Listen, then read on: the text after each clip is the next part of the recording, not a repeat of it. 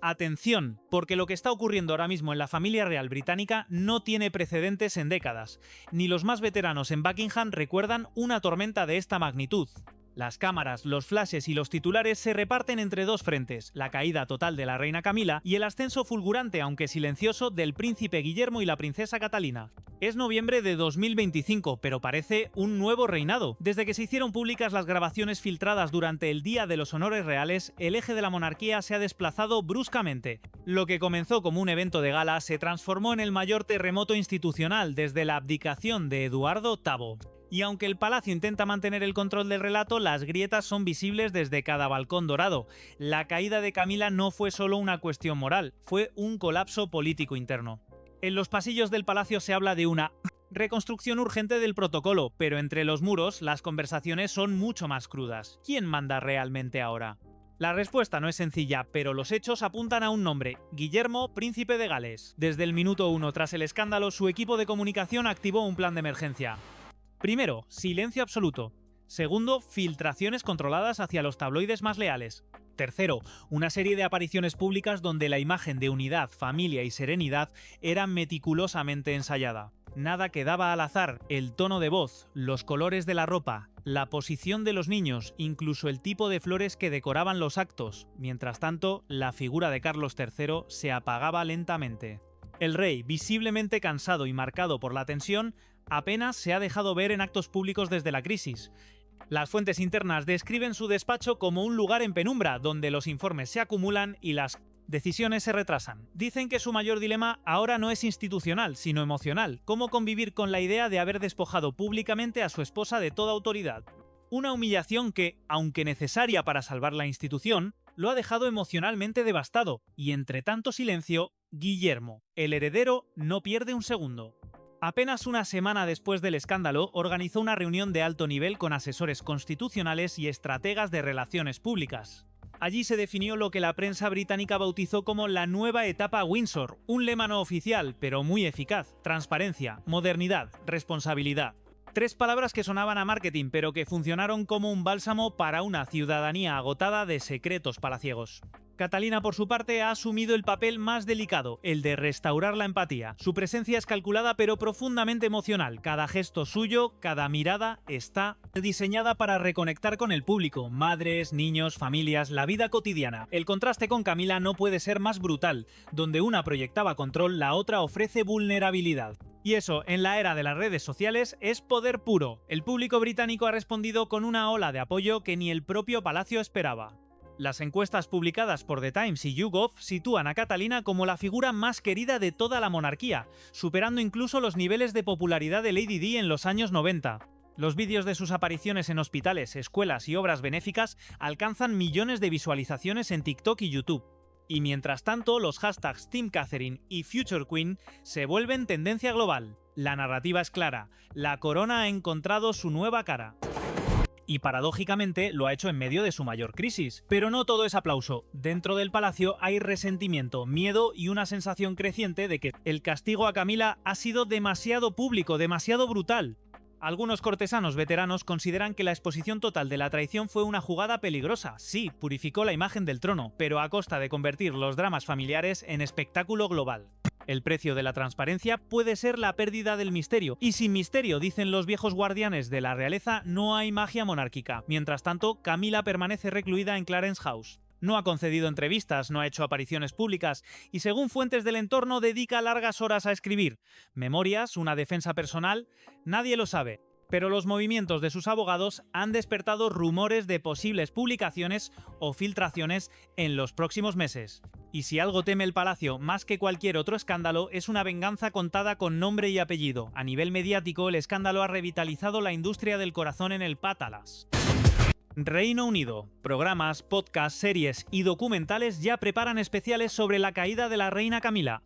Netflix y BBC habrían iniciado conversaciones para producir una miniserie dramatizada del caso, mientras las editoriales londinenses compiten por cualquier manuscrito o testimonio que pueda revelar los entresijos de lo ocurrido. La monarquía vuelve a ser el espectáculo favorito del planeta. Fuera del Reino Unido, las reacciones han sido dispares.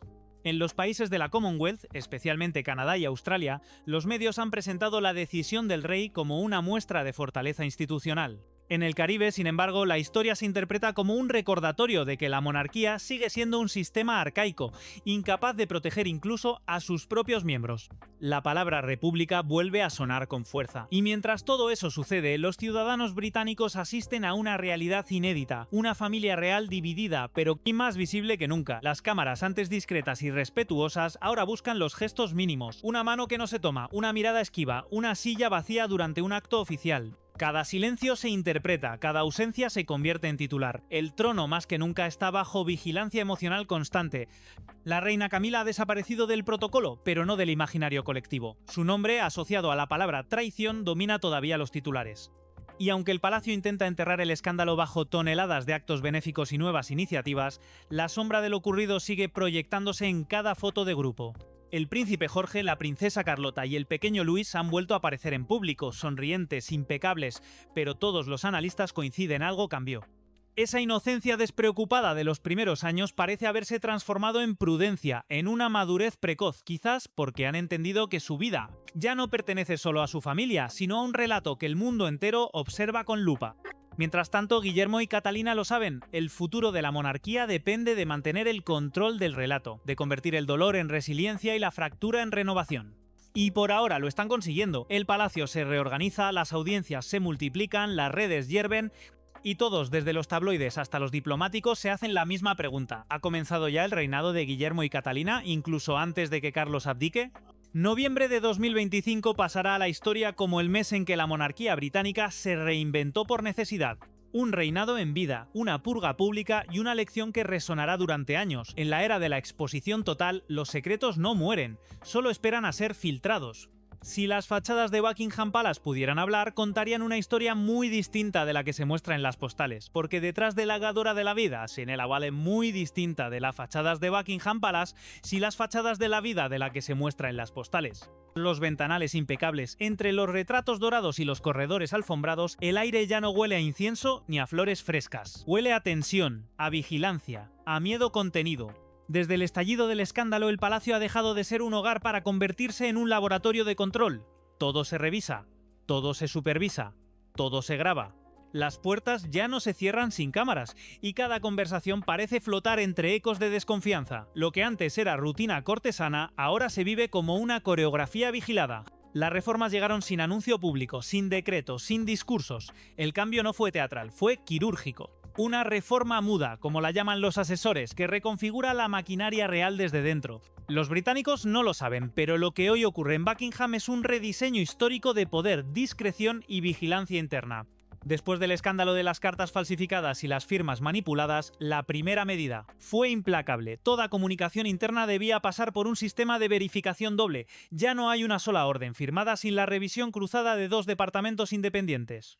Los memorandos, los comunicados, incluso los correos electrónicos se validan en 3 niveles. La burocracia se ha multiplicado, pero la prioridad es una: no repetir los errores de Camila y su red. Para los empleados, el ambiente se ha vuelto opresivo. En los pasillos del ala este se comenta que los funcionarios entran a trabajar con el mismo gesto que los agentes de inteligencia. Cafés fríos, teléfonos confiscados durante reuniones, archivos sellados bajo clave. El personal doméstico vive bajo una presión invisible pero constante. Una mirada, una frase fuera de tono puede bastar para despertar sospechas. La vieja confianza entre mayordomos, secretarios y asistentes ha sido reemplazada por un código de silencio no escrito. La reina Camila solía decir, según cuentan, que el palacio nunca duerme, solo disimula. Y tenía razón, hoy más que nunca Buckingham disimula. Las recepciones siguen, los actos continúan, las fotos oficiales se publican, pero debajo de esa superficie late una tensión casi eléctrica.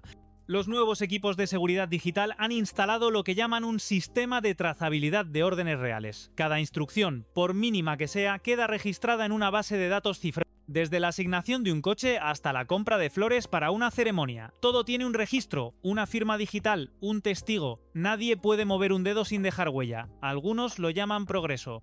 Otros, paranoia institucional. Pero lo cierto es que el fantasma de la traición de Camila ha instalado un virus de sospecha en el corazón mismo del palacio.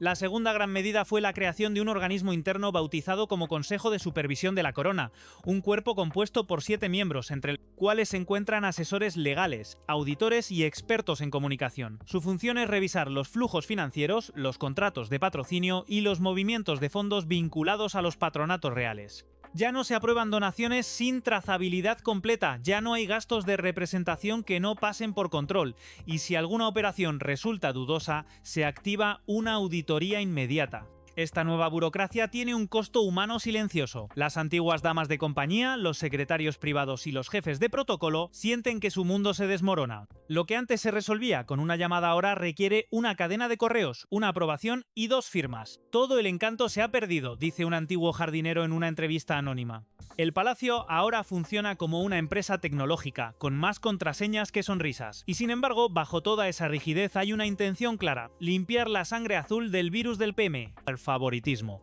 El rey, golpeado pero lúcido, ha comprendido que el siglo XXI no tolera zonas oscuras. Por primera vez se habla abiertamente de transparencia monárquica. Una expresión que hace solo 5 años habría sonado herética. El nuevo protocolo establece que todas las agendas reales deben publicarse con antelación. Los eventos no pueden improvisarse. Los invitados son verificados uno por uno, los discursos revisados línea a línea por asesores de imagen y de seguridad. Incluso la distribución de asientos en las cenas oficiales pasa por una comisión ética. Nada queda al azar, y lo más curioso es que esa obsesión por el control se disfraza de modernidad. Pero la gran revolución, la que ha cambiado para siempre el pulso del palacio, tiene nombre propio: la Carta de Protección Infantil Real. A raíz del escándalo con el príncipe Jorge, se creó un comité independiente integrado por psicólogos, pediatras y juristas. Su misión: garantizar la seguridad y metrasía, el bienestar de los menores de la familia real.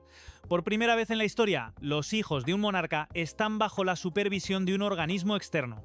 Y aunque oficialmente se presenta como una medida preventiva, en privado muchos lo ven como una herida abierta, la prueba viva del fracaso de los adultos. Guillermo y Catalina han aceptado la medida con serenidad pública, pero con incomodidad privada. Entienden su necesidad, pero también sienten el peso de la desconfianza. Cada decisión educativa, cada salida familiar, cada tutor nuevo debe ser autorizado por el comité. El palacio se ha convertido en un escenario donde incluso la paternidad está reglamentada.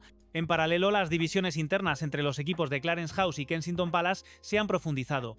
Los viejos leales a Camila viven sus días en silencio o directamente han sido reubicados. Algunos despedidos sin ceremonia. Los nuevos rostros jóvenes, formados en relaciones públicas con perfiles digitales, se imponen con una energía distinta. Su objetivo es claro: transformar la institución en una marca impecable, sin fisuras, sin errores de comunicación. En los despachos, los retratos antiguos de reinas y duquesas han sido sustituidos por paneles de métricas. Sí, métricas, gráficos que muestran niveles de aprobación pública, engagement digital y evolución de hashtags. Buckingham Palace se ha convertido literalmente en un tablero de datos. Y esa digitalización, aunque necesaria, ha cambiado el alma de la corte. Donde antes reinaban el protocolo y el misterio, ahora manda el algoritmo.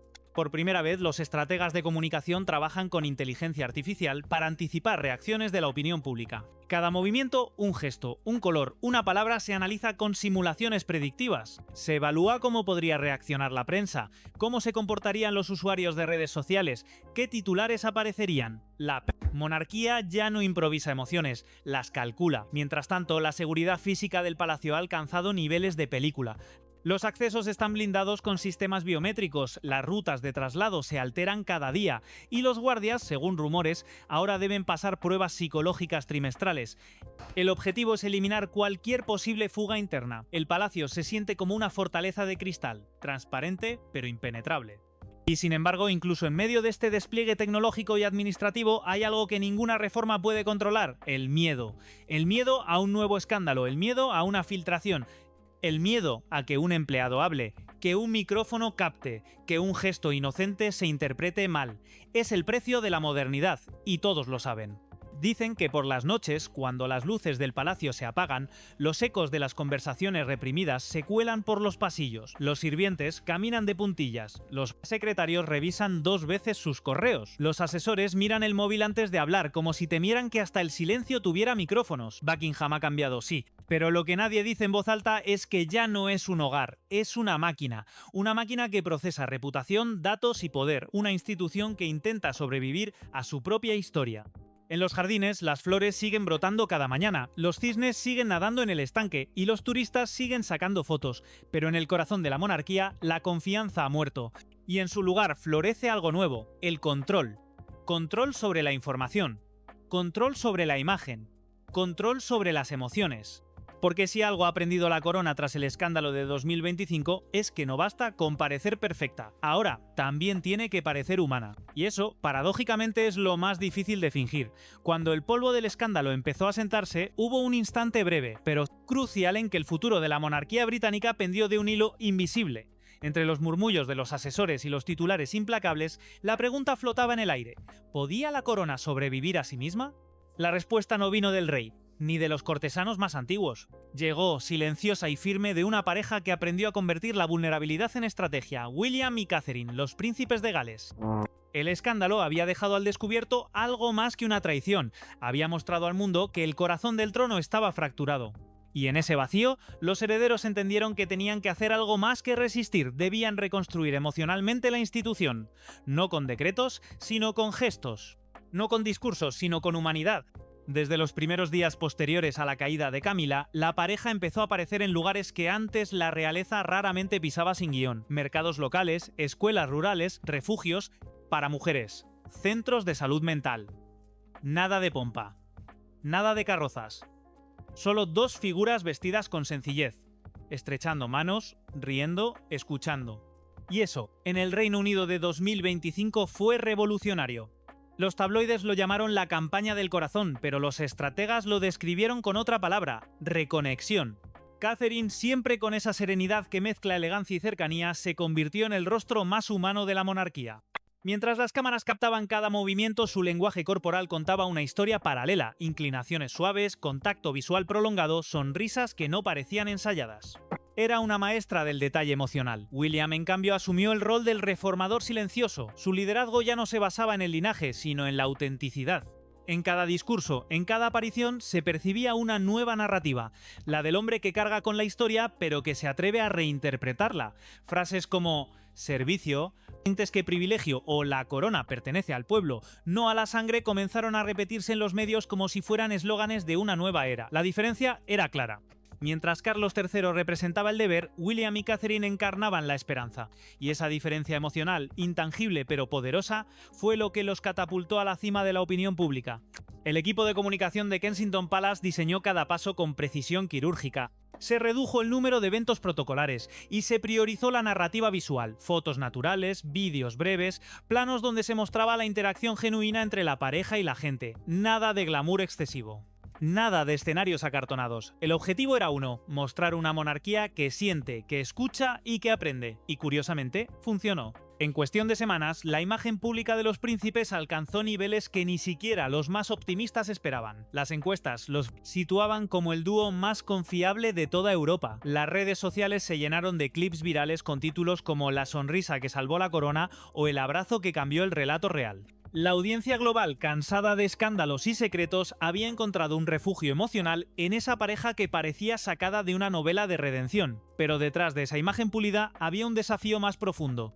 William sabía que no bastaba con ganar simpatía, tenía que reconstruir el respeto. Para eso impulsó una reforma interna que pocos notaron, pero que cambió la dinámica del palacio: la creación de un Consejo de Integridad Real. Una pequeña unidad encargada de garantizar la transparencia y la coherencia entre lo que la familia real dice y lo que hace. Era su forma de blindar el futuro contra los errores del pasado. Catalina, por su parte, centró sus esfuerzos en el ámbito emocional y psicológico. Impulsó programas dedicados a la salud mental de niños y adolescentes, un tema que toca directamente su historia personal y la de su familia. Sus discursos, aunque breves, tenían una cadencia particular, una mezcla de empatía y firmeza que recordaba más a una terapeuta que a una princesa. Cada palabra suya parecía dirigida no al intelecto, sino al corazón colectivo del país. Su estilo no era el del poder, sino el del cuidado. Y en una sociedad exhausta por la política y la polarización, ese cuidado se transformó en liderazgo moral. Catalina no gritaba autoridad, la inspiraba. Los medios comenzaron a hablar del modelo Cambridge, un sistema de liderazgo emocional basado en 3 pilares: proximidad, coherencia y contención. Proximidad, porque se muestran accesibles. Coherencia, porque predican con el ejemplo. Y contención, porque saben cuándo callar. En un mundo saturado de ruido, su silencio se volvió un lenguaje. Sin embargo, no todo era calma en el interior de la pareja. Las presiones eran colosales. Guillermo se enfrentaba a la sombra de su padre y al peso del trono que cada día parecía más inevitable. Catherine, por su parte, debía equilibrar la imagen pública con la protección de sus hijos, sabiendo que cualquier gesto podía convertirse en un titular. Entre ambos, la confianza mutua se convirtió en el único refugio posible. Dicen que por las noches, cuando las luces de Kensington se apagan, la pareja dedica unos minutos a revisar los titulares del día. No por vanidad, sino por estrategia. William analiza los discursos, Catalina observa las reacciones emocionales del público. Son, literalmente, los arquitectos de su propio relato.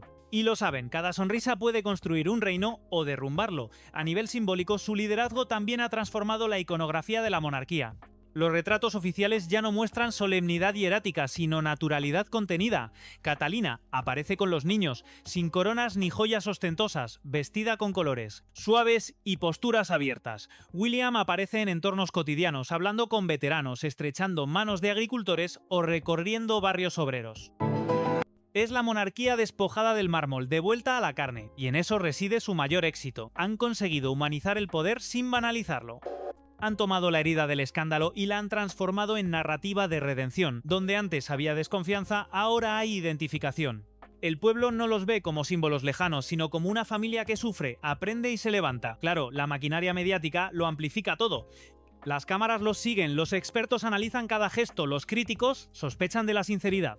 Pero incluso sus detractores reconocen algo. William y Catherine han logrado devolverle alma a una institución que parecía oxidada. En privado, según fuentes cercanas, ambos saben que su papel es transitorio. El verdadero objetivo no es solo mantener viva la monarquía, sino prepararla para la generación que viene detrás. George, Charlotte y Louis. Esa es su misión oculta, su legado silencioso. Y por eso cada paso que dan está pensado a 20 años vista. Guillermo lo resume en una frase que habría encantado a Diana: no quiero que mis hijos hereden una corona, quiero que hereden una causa. Con esa idea, los príncipes de Gales han transformado el drama en propósito. Han comprendido que la realeza ya no puede imponerse, tiene que ganarse. Y que el poder no se sostiene con oro, sino con conexión emocional. Por eso, noviembre de 2025 no solo marca el inicio de una nueva etapa institucional, marca el nacimiento de un nuevo paradigma de liderazgo. Uno donde el trono se conquista con empatía, no con decreto. Donde los reyes no se coronan, se comprenden. En el fondo, William y Catherine han aprendido la lección más antigua de todas. El pueblo puede perdonar los errores, pero nunca el desdén. Y mientras sigan mirándolo de frente, escuchando, riendo y llorando con él, la monarquía seguirá viva, porque al final, más allá de la historia, los títulos y los escándalos, la verdadera fortaleza del trono no está en la piedra de Westminster. Está en la mirada de dos personas que entendieron que el amor, la empatía y la coherencia son las únicas joyas que no se pueden falsificar. Hay silencios que suenan más fuerte que cualquier discurso, y en Clarence House, ese silencio pesa como una maldición. Desde su caída pública, la reina Camila vive allí rodeada de paredes que antes olían a poder y ahora huelen a soledad, aislada del mundo y vigilada por la misma institución que un día ayudó a fortalecer. Dicen que el amanecer en Clarence House ya no tiene música. Antes los pasillos se llenaban de pasos, de voces, de flores recién cortadas para los arreglos matutinos. Ahora solo se escuchan los crujidos de la madera y el murmullo del viento en las cortinas. Las habitaciones están ocupadas por un personal reducido, casi simbólico. No hay damas de compañía, no hay visolía. Simple rumor ha puesto en alerta a Buckingham. Porque una mujer herida, con acceso a décadas de secretos, es la clase de bomba que ni el protocolo ni la diplomacia pueden desactivar. Durante años, Camila fue una estratega silenciosa. Sabía dónde colocar una sonrisa, cuándo guardar silencio, qué palabras podían abrir una puerta o cerrar una boca, pero el escándalo de 2025 la dejó desnuda ante el mundo. Ya no había favores ni alianzas, solo un eco, el de la traición. Y eso, para alguien que construyó su vida alrededor del control, fue el golpe más cruel. Sin embargo, Camila no es del tipo que se rinde. En los círculos internos de Londres se habla de su fase de repliegue, una etapa en la que estaría reorganizando su pequeño ejército de leales. Antiguos asesores, contactos de la aristocracia, figuras discretas del parlamento e incluso periodistas veteranos que le deben favores. La red es pequeña pero eficiente. Gente que se mueve entre cenas privadas, cartas manuscritas y llamadas encriptadas. No buscan recuperar poder, sino reputación. Y ese es el nuevo campo de batalla. El plan, según fuentes cercanas, tendría 3 fases. Primero, reinsertar el nombre de Camila en la conversación pública como figura incomprendida. Segundo, filtrar extractos controlados de sus memorias para provocar simpatía o polémica. Y tercero, utilizar el relato mediático para forzar una rehabilitación parcial, al menos ante los ojos del pueblo británico. Pero el problema es que el tiempo no juega a su favor, las nuevas generaciones no le deben nada. Para muchos jóvenes, Camila es simplemente una sombra, una nota al pie en la historia de una monarquía que intenta modernizarse, y aún así, ella no se resigna a desaparecer. El deseo de ser comprendida, de ser recordada no como villana, sino como sobreviviente, la mantiene viva. En las pocas apariciones que ha tenido 2 eventos benéficos y una misa privada, su presencia fue descrita como fantasmal. Caminaba erguida, pero su mirada ya no tenía brillo. Su sonrisa parecía una costumbre, no una emoción. Los fotógrafos acostumbrados a sus gestos de cálculo notaron algo distinto, un temblor en las manos. Ya no es la misma mujer que subió al trono, escribió un columnista del Daily Mirror. Es alguien que aún vive en palacio, pero ya no pertenece a él. En su entorno íntimo hay días de furia y días de resignación. A veces se muestra combativa, ardiendo de rabia contenida. Otras veces pasa horas en silencio, mirando las portadas que la acusan. El aislamiento ha hecho mella en su carácter, y aunque intenta mantener la compostura, las grietas son visibles. Sus allegados describen episodios de insomnio, crisis nerviosas y un hábito obsesivo, revisar antiguos documentos del palacio como si buscara pruebas para defenderse. Entre esas carpetas, según un antiguo funcionario que pidió anonimato, habría copias de cartas privadas entre Carlos y altos dignatarios, documentos internos sobre decisiones de Estado e incluso notas manuscritas del propio Guillermo, material sensible sin duda. Y esa es la gran preocupación de los asesores reales, que parte de ese archivo acabe convertido en un arma. Porque si Camila decide hablar, no lo hará con medias tintas. Lo que pocos saben es que detrás de esa aparente resignación hay una profunda sensación de injusticia. Camila siempre creyó que lo que hacía, por retorcido que pareciera, era por el bien de la institución. En su mente todo tenía una lógica: fortalecer a la familia, asegurar un legado. Para sus nietos, mantener la estabilidad del trono. Nunca se vio como una traidora, sino como una estratega incomprendida. Y esa narrativa interna es la que podría alimentar su versión escrita. Mientras tanto, el rey Carlos mantiene una distancia emocional que duele incluso desde fuera. No la ha visitado en meses, se comunican a través de intermediarios y notas formales. El amor que un día desafió a un imperio parece haberse disuelto entre la vergüenza y el deber. Carlos, aunque debilitado, sabe que cualquier gesto de compasión hacia Camila podría interpretarse como debilidad. Y en la monarquía las emociones mal expresadas pueden ser letales. Aún así, hay quienes dicen que el rey guarda una foto suya en el escritorio. Una imagen antigua, de los años 80, cuando todo era promesa y ninguna herida había sangrado aún. Quizás sea su forma silenciosa de recordar que el poder siempre tiene un costo y que el amor en palacio rara vez sobrevive al protocolo. Entre Star y Mentroder miramos que le importan él. El exterior, la prensa no la ha perdonado. Cada pequeño movimiento, cada gesto o palabra que trasciende se analiza con morbo. Algunos medios la retratan como una mujer rota, otros como... Porque lo reconozcamos o no, Camila sigue siendo un personaje fascinante, la mujer que desafió la moral victoriana, conquistó al príncipe prohibido y acabó siendo reina solo para perderlo todo por la misma ambición que la llevó hasta allí. Su historia ya tiene todos los ingredientes de una tragedia moderna: amor, poder, caída y soledad. Y eso para el público es irresistible. Quizás por eso las editoriales más importantes de Londres han empezado a moverse. HarperCollins, Penguin, incluso Random House, habrían mostrado interés en una hipotética autobiografía suya. No importa si la versión es parcial, manipulada o incompleta, lo que importa es la curiosidad. Y esa curiosidad, bien manejada, puede devolverle visibilidad. La gran incógnita es si Camila está dispuesta a pagar el precio emocional de exponerse otra vez, porque cada palabra suya reabriría heridas, no solo en el público, sino en su propia familia. Guillermo no perdona, Catalina menos aún. Y los nietos, convertidos en víctimas colaterales del escándalo, podrían cargar para siempre con el peso del apellido Parker Bowles. Pero quizás eso no le importe, porque lo que queda en Clarence House no es una reina destronada, sino una mujer que se niega a ser borrada. Una mujer que en el fondo todavía cree que puede controlar la narrativa. Que aunque el mundo la condene, guarda la carta más peligrosa de todas, su versión. La última frase que se le escuchó pronunciar a su asistente antes de prohibirle hablar con la prensa fue tan simple como inquietante: si la historia me va a juzgar, al menos que lo haga con mis palabras. Y en esa frase late toda la esencia de Camila, la mezcla de orgullo y vulnerabilidad que la convirtió en símbolo y en villana al mismo tiempo, porque al final el poder pasa, los títulos se esfuman, pero las historias sobreviven. Y ella, aunque aislada, aún tiene la suya por contar. En un mundo donde cada gesto se convierte en titular y cada mirada puede incendiar las redes, crecer dentro de la familia real británica es, literalmente, aprender a respirar bajo el agua. Y si hay 3 pequeños que han tenido que hacerlo antes de tiempo, esos son George, Charlotte y Luis, los hijos de Guillermo y Catalina, los rostros del futuro, las sonrisas que el pueblo observa con ternura y con una atención que a veces roza la obsesión. Después del escándalo de Camila, los 3 niños han pasado a ser mucho más que una promesa. Se han convertido en símbolos de continuidad, pureza y reparación. Mientras los adultos purgan sus errores, ellos representan la posibilidad de empezar de nuevo.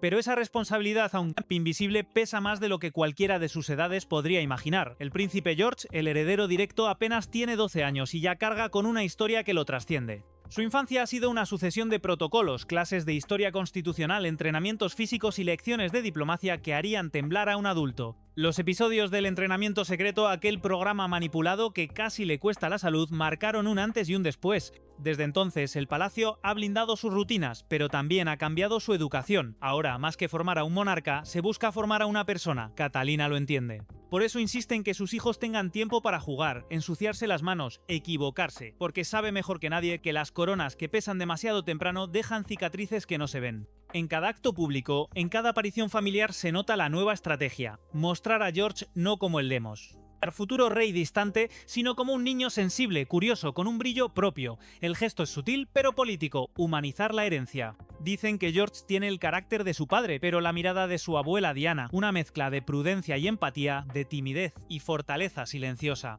Durante los últimos meses se le ha visto acompañar a su padre en eventos discretos, encuentros con veteranos, visitas a instituciones educativas, pequeñas reuniones privadas donde empieza a observar lo que un día será su realidad cotidiana. Nada de discursos, solo presencia.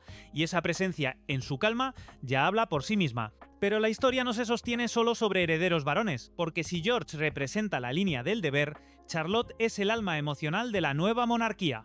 La niña que un día lloró frente a las cámaras en los jardines del palacio y que sin saberlo despertó una ola de empatía que recorrió todo el país. Los tabloides la llaman la pequeña, diplomática, y no es casualidad. Charlotte tiene una habilidad natural para el lenguaje del cuerpo, sabe cuándo sonreír, cuándo mirar a su madre y cuándo tomar la mano de su hermano menor para calmarlo frente a las multitudes. Tiene esa inteligencia emocional que no se enseña en los manuales reales. Desde el incidente en los jardines, aquel empujón cruel de Freddie Parker Bowles, su figura se ha convertido en un símbolo de resistencia silenciosa. Catalina la protege con una mezcla de dulzura y determinación, consciente de que cada aparición pública es también un ensayo de fortaleza.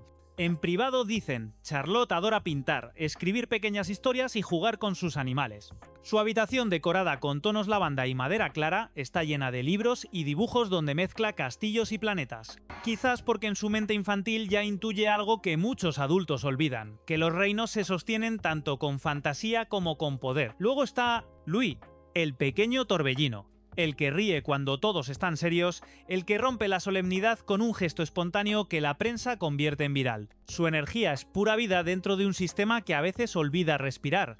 Louis representa la inocencia no domesticada, la risa que todavía no entiende de jerarquías ni escándalos. Y eso, paradójicamente, lo convierte en el miembro más libre de la familia. Su sola existencia recuerda al público que detrás del mármol y las joyas hay una familia intentando vivir. Sin embargo, esa libertad también tiene límites invisibles. Desde el escándalo, el control sobre los niños es férreo. Sus escuelas están protegidas por nuevos protocolos de seguridad, sus interacciones digitales supervisadas por expertos, y cualquier salida espontánea debe ser aprobada por 3 niveles de revisión. El palacio no quiere correr riesgos. Después del trauma colectivo que supuso el caso de Jorge, la infancia real se ha convertido en un asunto de Estado. Guillermo y Catalina lo saben, por eso se han rodeado de un equipo multidisciplinar: psicólogos, pedagogos y asesores en desarrollo emocional. La prioridad ya no es solo preparar reyes, sino preservar niños. Esa diferencia, aunque sutil, marca el giro más humano en la historia reciente de la monarquía. En las cenas familiares, cuentan, los temas de conversación no giran alrededor del protocolo, sino de los sueños. Catalina les pregunta qué quieren ser cuando crezcan, y las respuestas varían con cada semana. George dice que quiere ser piloto como su abuelo, Charlotte, veterinaria, Luis simplemente feliz, y quizás sin saberlo, en esa respuesta se esconde la sabiduría más grande de todas. A nivel público, los 3 hermanos se han convertido en un fenómeno mediático cuidadosamente administrado. Cada aparición está coreografiada con precisión, pero no con frialdad. Las imágenes muestran naturalidad, complicidad, amor, nada. Parece improvisado, pero tampoco impostado. Es la versión 2 de la familia real, transparente, emocional, estética y sobre todo conectada. Las redes sociales oficiales de los príncipes de Gales publican fotos familiares con una estética casi cinematográfica. La luz siempre es suave, los colores cálidos y los niños aparecen en entornos naturales, caminando por un bosque, jugando con un perro, soplando velas. No hay palacios, no hay oro. Solo ternura, y eso, en una era saturada de artificialidad, es el mejor escudo de relaciones públicas. Pero detrás de esas imágenes idílicas, los tres niños crecen bajo una presión que pocos podrían soportar. Cada palabra que pronuncian, cada gesto en público, cada nota en la escuela puede convertirse en noticia. Por eso, Catalina ha insistido en mantenerlos alejados de los tabloides tanto como sea posible. Ha rechazado portadas, entrevistas y hasta ofrecimientos millonarios por sesiones fotográficas exclusivas. Su regla es simple: los niños son personas, no emblemas. Esa frase ha sido adoptada por su equipo como un mantra, y aunque no todos en el palacio la comparten, ha impuesto un nuevo estándar de protección. Incluso la BBC ha tenido que ajustar sus protocolos para respetar los límites de privacidad establecidos por los príncipes. El resultado es una infancia híbrida, mitad normalidad, mitad historia. George, Charlotte y Louis viven entre parques y protocolos, entre juegos y sesiones de foto, entre abrazos familiares y saludos reales. Y aunque para muchos pueda parecer un cuento, la verdad es que también hay noches de insomnio, miedos y lágrimas contenidas. Catalina, que entiende el precio de crecer bajo el ojo público, los abraza con una mezcla de ternura y culpa, porque sabe que su destino, por más dorado que parezca, también es una forma de prisión. Aún así, los tres parecen florecer. George se muestra más confiado, Charlotte más introspectiva, Louis más encantador. Que nunca, cada uno encarna una faceta de la nueva monarquía: el deber, la empatía y la espontaneidad. Son, literalmente, las tres columnas del futuro Windsor.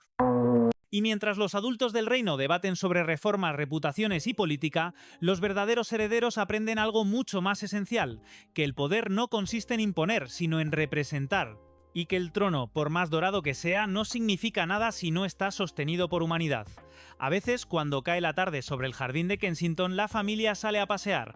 Sin cámaras, sin protocolo. George lleva una cometa, Charlotte recoge flores, Louis corre detrás de un perro que ladra con alegría, y durante unos minutos, el mundo desaparece. El aire se llena de risas, y el eco de esas risas atraviesa los muros, recordando algo que la realeza había olvidado: que antes que títulos, antes que jerarquías, antes incluso que historia, hay vida. Una vida que respira, que siente, que se equivoca, y que por primera vez en mucho tiempo parece tener la oportunidad de escribir su propia versión del cuento. Hay guerras que se libran con espadas y hay guerras que se libran con titulares. En el siglo XXI, el campo de batalla no está en los castillos, sino en las pantallas. Y en noviembre de 2025, la monarquía británica está luchando la más peligrosa de todas: la guerra del relato. Desde que estalló el escándalo de la reina Camila, la prensa, las redes sociales y los foros digitales se han convertido en un hervidero de interpretaciones, versiones y teorías. Cada periodista, cada influencer, cada espectador con conexión a internet se siente con derecho a dictar sentencia. Y eso, en una institución acostumbrada al control de la narrativa, es un terremoto emocional y político. Los medios tradicionales como la BBC o The Times intentaron al principio mantener la compostura: tono neutro, lenguaje medido, respeto institucional, pero el público no quería mesura, quería drama, y donde hay drama, hay audiencia. Así que en cuestión de días, los tabloides británicos, el Daily Mail, el Sun, el Mirror, se lanzaron a la caza de cada detalle. Fotos, rumores, gestos, supuestos audios, movimientos financieros. Nada era demasiado pequeño, nada demasiado íntimo. El escándalo real había dejado de ser noticia, se había convertido en entretenimiento de masas, y como si fuera un guión de telerrealidad, cada actor del drama tenía su fandom. Team Catherine, Justice for Camilla, Royal Leaks, Protect George. Hashtags que dividían al país en tribus emocionales. Las redes sociales se llenaron de hilos, memes, parodias y vídeos de análisis con millones de reproducciones. TikTok, Instagram, YouTube, incluso Twitch se transformaron en foros improvisados donde se discutía el futuro de la monarquía británica como si se tratara de una serie de Netflix. Un vídeo particularmente viral, titulado "La noche en que Camila cayó", alcanzó 30 millones de visualizaciones en menos de una semana. El clip mostraba un montaje dramático de imágenes ralentizadas del día de los honores reales, intercaladas con frases sacadas de contexto, música épica y un narrador anónimo que afirmaba tener fuentes dentro del palacio. Era falso de principio a fin, pero eso no importaba, el público lo sintió real, y en la era digital la emoción vale más que la verdad. Los estrategas de comunicación de Buckingham comprendieron pronto que no podían ganar esta batalla con comunicados oficiales, así que decidieron cambiar las reglas del juego. Por primera vez en su historia, la Casa Real creó un equipo especializado en redes sociales y análisis digital. Un grupo joven compuesto por expertos en comunicación, psicología de masas y tecnología, cuyo objetivo era vigilar, interpretar y moldear la conversación pública. El nombre interno del proyecto es casi cinematográfico, The Pulse, el pulso. Su función, medir en tiempo real el estado emocional del público respecto a cada miembro de la familia real.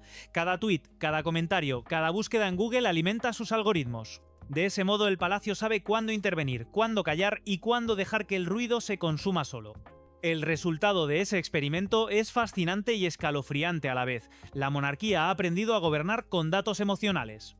Sabe exactamente qué palabras generan confianza, qué colores transmiten serenidad, qué tipos de imágenes disparan la empatía colectiva. Y cada aparición pública, cada fotografía oficial, cada discurso está calibrado según esas métricas. El poder, ahora, es analítico. Pero no todos están cómodos con esta transformación. Los medios más veteranos acusan al Palacio de manipulación emocional. Han convertido la Casa Real en una agencia de marketing con corona, escribió el periodista Simon Hargreaves en un editorial de The Guardian. Y quizá no sé. Se equivoca, porque lo cierto es que la monarquía ya no comunica, seduce. Mientras tanto, los tabloides aprovechan cada grieta para alimentar el espectáculo. Si Catalina aparece cansada, publican que está bajo demasiada presión. Si William sonríe demasiado, dicen que oculta algo. Si George no mira a la cámara, inventan tensiones internas. La maquinaria mediática necesita conflicto, y la corona, aunque reformada, sigue siendo su fuente inagotable. El pueblo británico dividido observa con fascinación y escepticismo.